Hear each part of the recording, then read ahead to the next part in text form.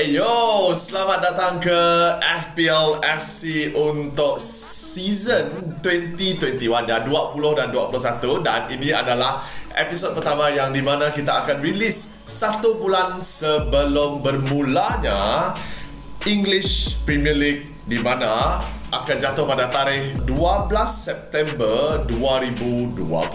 Okey, apa yang berlainan tentang FPL FC untuk musim ini? Di mana di skrin anda cuma ada saya satu orang saja. Sebelum ini, musim sebelum ini, kita ada saya dan juga Abang Cyril, yang di mana you tidak nampak dalam skrin ini adalah kerana kita akan ada tugas yang lain-lain untuk saya dan juga untuk Abang Cyril.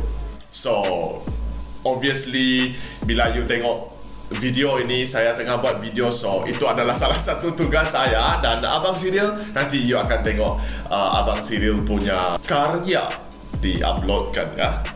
Okay, untuk video kali ini, kita akan kongsikan informasi-informasi tentang English Premier League ya. Kita tidak masuk ke Fantasy Premier League terus, di mana kita akan kongsikan butiran-butiran ataupun detail-detail yang mungkin kawan-kawan kita di Liga Fantasy kita yang masih tidak tahu lagi maklumat-maklumat ini ya. So, ini adalah maklumat-maklumatnya. Satu, seperti yang saya nyatakan, EPL akan bermula pada 12 September, iaitu hari Sabtu. Fixture so far belum keluar lagi. EPL sepatutnya bermula pada 8 Ogos, iaitu beberapa hari yang lepas, tetapi kerana pandemik yang telah menyebabkan game tidak dapat dijalankan seperti biasa, so kiranya the whole schedule terpaksa diatur semula. Permulaan EPL kita akan jatuh pada 12 September tahun 2020. Nombor 2, kepada yang tidak tahu, Manchester United, Manchester City, Chelsea dan juga Wolves masing-masing adalah dalam Champions League ataupun Europa League.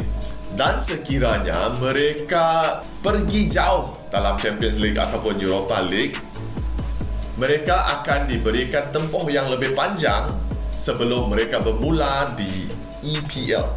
Maksudnya, sekiranya EPL akan bermula pada 12 September 2020, Manchester United, Manchester City, Wolves dan juga Chelsea mungkin akan bermain sebulan selepas tarikh ini.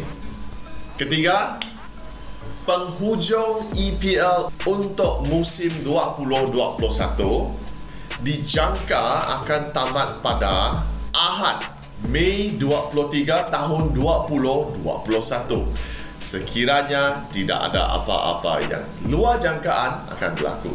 Kita akan lihat 3 tim yang kembali ke EPL, iaitu Leeds, West Brom dan juga Fulham.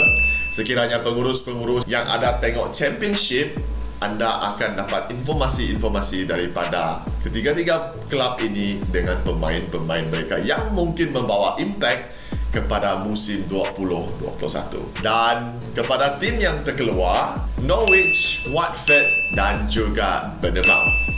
Ini tim Abang Cyril kan?